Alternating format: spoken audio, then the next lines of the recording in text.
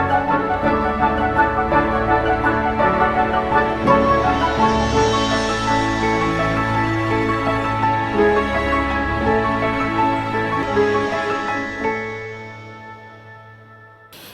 वालेकुम नाज़रीन, मैं हूं सैयद मोहम्मद एजाज़ और आप देख रहे हैं हुज़ैमा इकराम एंड एजाज़ का यूट्यूब चैनल।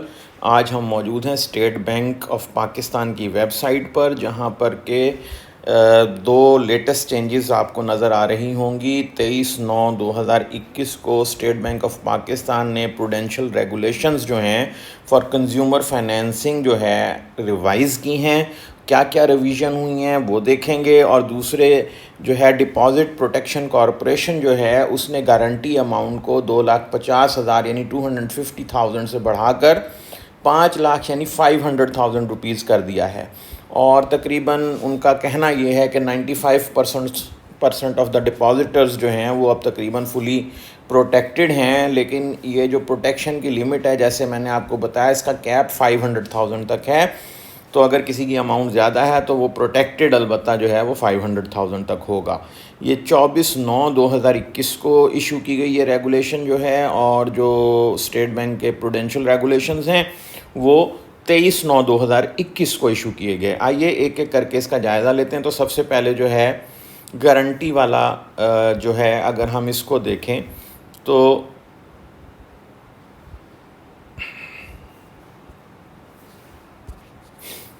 जी, ये आपके सामने है। Deposit protection corporation enhances the guarantee amount to 500,000।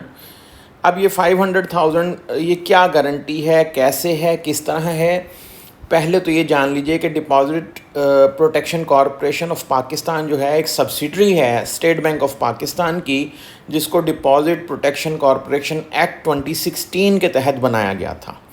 और इसका काम ये है, इसका फंक्शन ये है कि एक मैकेनिज़्म प्रोवाइड करे कि अगर कल को बैंक फेल हो जाता है तो in the course of that failure या as a result of that failure जो टैक्स जो आपका डिपॉजिटर है उसके राइट्स को, उसकी अमाउंट्स को किस तरह मैक्सिमम प्रोटेक्शन जो दी जा सकती है वो किस तरह दी जा सकती है।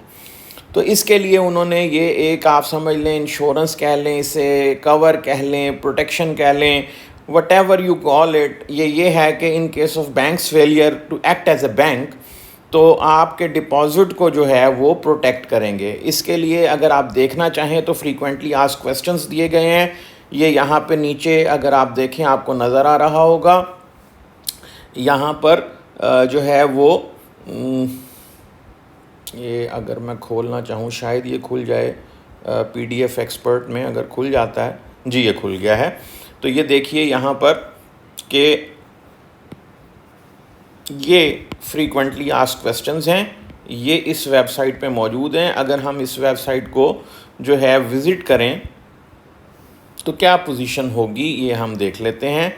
यहाँ पर हमने इसको विज़िट किया, ये आपके सामने फ्रीक्वेंटली आस्क्ड क्वेश्चंस हैं, फैक्ट्स फॉर डिपॉजिटर्स, इसको क्लिक करें। यहाँ पे आपके सामने ये आ रहा है frequently asked questions, what is deposit protection, deposit insurance, what is deposit protection corporation and what its role. तो ये सारी चीज़ें यहाँ पे मौजूद हैं। और ये what is the protected amount determined bye DPC, मैं ऊपर की चीज़ें तो आपको बता चुका हूँ। अब ये प्रोटेक्टेड अमाउंट अगर आप देखें तो ये पहले 2,50,000 थी, जिसको अब बढ़ाकर इस लिमिट को 5 लाख रुपए तक ले जाया गया है। और इसमें कौन कौन प्रोटेक्टेड है, किसके बेनिफिट के लिए है और क्यों है, ये कैसे है, तो ये देख लीजिए कि जनाब ये किस किस चीज़ में जो है वो आ जाता है। इसमें सारी जो भी अकाउंट्स हैं आपके, करंट अकाउंट है, डिपॉजिट अकाउंट है, फ़िक्स्ड डिपॉजिट अकाउंट है, ठीक है, तो वो सारी की सारी जो है इसमें आ जाती हैं। यहाँ पर अगर मैं आपको दिखा सकूं, ये सारे अगर आप देखें कि ओवरसीज़ में रखे हुए हैं अकाउंट में, रोशन डिजिटल अकाउंट में हैं, जॉइंट अकाउंट में हैं, कौन कौन से अकाउंट, ये सारे आप यहाँ पर देख सकते हैं फ्रीक्वेंटली आस्क्ड क्वेश्चंस में, ठीक है। और इस्लामिक डिपॉजिट्स पे प्रोटेक्शन है या नहीं है। ये वीडियो लंबी हो जाएगी क्योंकि मुझे दूसरा हिस्सा भी कवर करना है इसका, रेगुलेशंस का। सो आप ख़ुद यहाँ पर देख सकते हैं अपने फ्रीक्वेंटली आस्क्ड क्वेश्चंस में कि क्या चीज़ें हैं। मेजर चीज़ ये है कि प्रोटेक्शन की जो लिमिट है वो बढ़ा दी गई है और बढ़ा के 2,50,000 से 5 लाख कर दी गई है। अब दूसरी सिमत पे हम आते हैं। दूसरी जो हमारी चीज़ है वो है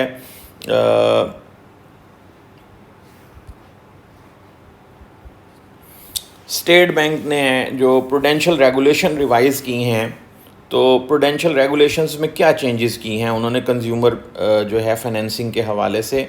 आइए हम इसको ज़रा देखते हैं। तो जनाब आपके सामने मौजूद है, स्टेट बैंक ने इसकी समरी भी खुद दी हुई है। 23 सितंबर को ये चेंजेस की गई।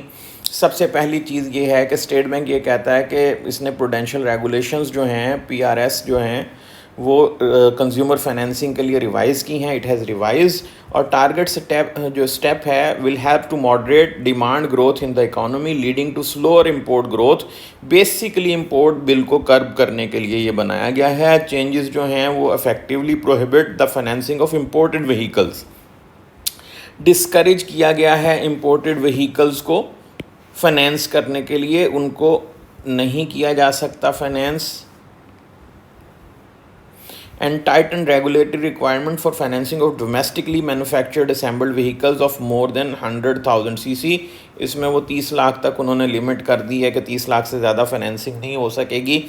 सो अब पहले जो था कि 10-10 मिलियन तक की फाइनेंसिंग हो रही थी, तो लोग गाड़ियाँ इंपोर्ट करते थे, बड़ी बड़ी गाड़ियाँ लाइक फॉर्चूनर और इस किस्म की गाड़ियाँ। तो अब जो है वो लिमिट कर दी गई है उसकी। तो आइए देखते हैं कि मेजर चेंजेस हैं क्या।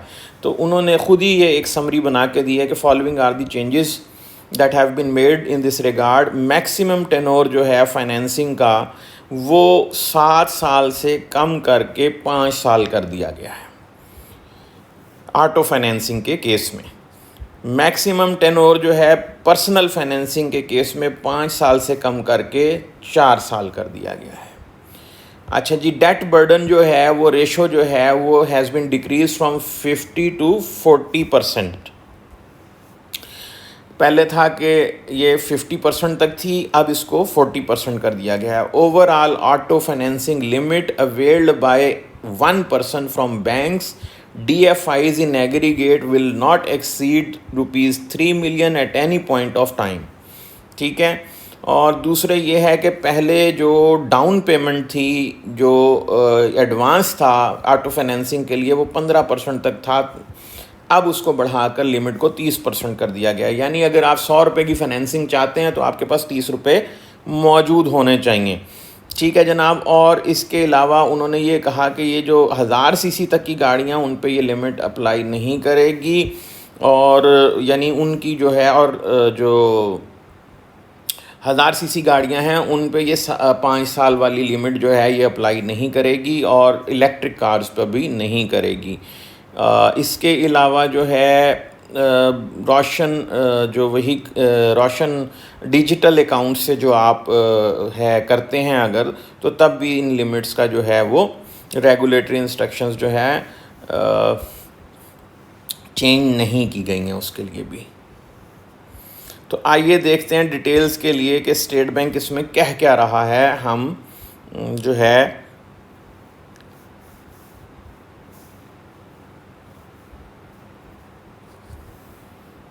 कोशिश करते हैं देखने की। तो रोशन डिजिटल अकाउंट्स में भी कोई चेंज नहीं है। ये जनाब चेंजेस हैं प्रूडेंशियल रेगुलेशन की। इसको मैं PDF एक्सपोर्ट कर देता हूँ ताकि हम इसको देख सकें। तो जनाब ये चेंजेस हैं।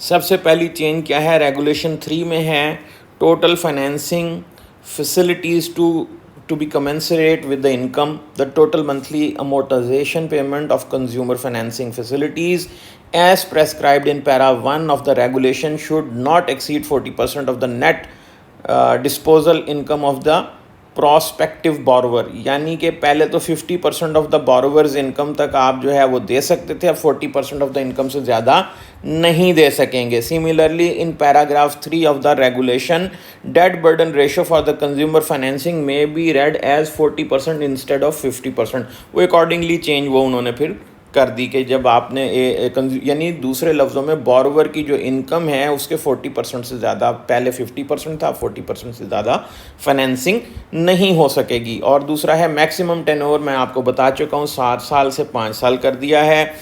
तीसरी चीज़ है ऑटो लोन फाइनेंसिंग में जो है वो उन्होंने ये किया है कि सबसे पहले कि डाउन पेमेंट जो है 15% से बढ़ाकर और 30% कर दी गई है। और फिर उसके अलावा उन्होंने ये किया है कि जो फाइनेंसिंग का अमाउंट है उस पर कैप कर दिया है 3 मिलियन तक। यानी फाइनेंसिंग, अब देखें सबसे पहली चीज़ क्या हुई कि आपने जो लिमिट है वो पहले तो 40% तक बोरोवर की इनकम के कैप कर दिया आपने उसको, फिर अपर लिमिट कैप कर दी फाइनेंसिंग की 3 मिलियन तक, फिर टेन्योर कैप कर दिया 5 साल तक, ठीक है। और उसके अलावा उन्होंने ये किया है कि जो इम्पोर्टेड व्हीकल हैं, रेगुलेशन नंबर 7 में चेंज की गई है, उस पे जो है वो एलिजिबिलिटी ख़त्म कर दी गई है फाइनेंसिंग की। सो अब इम्पोर्टेड व्हीकल्स पे जो है वो आपको फाइनेंसिंग नहीं मिल सकेगी। उसके बाद अगर आ जाए रेगुलेशन 17 में, तो पर्सनल लोन की लिमिट जो है वो 4 साल कर दी गई है। और बाकी चीज़ें मैं आपको ऑलरेडी बता चुका हूँ। तो ये चेंजेस थी जो स्टेट बैंक ने की हैं, उसकी वेबसाइट पे अवेलेबल हैं कंज्यूमर फाइनेंसिंग के लिए और कंज्यूमर प्रोटेक्शन कॉर्पोरेशन की तरफ से कंज्यूमर प्रोटेक्शन के लिए। नेक्स्ट वीडियो तक के लिए मुझे इजाज़त दीजिए। चैनल को लाइक करना, सब्सक्राइब करना ना भूलिएगा। और अगर आपका कोई सवाल हो तो आप हमसे कमेंट सेक्शन में कर सकते हैं। कोशिश की जाएगी कि उसका जल्द से जल्द जवाब दिया जा सके। नेक्स्ट वीडियो तक के लिए अल्लाह हाफिज़।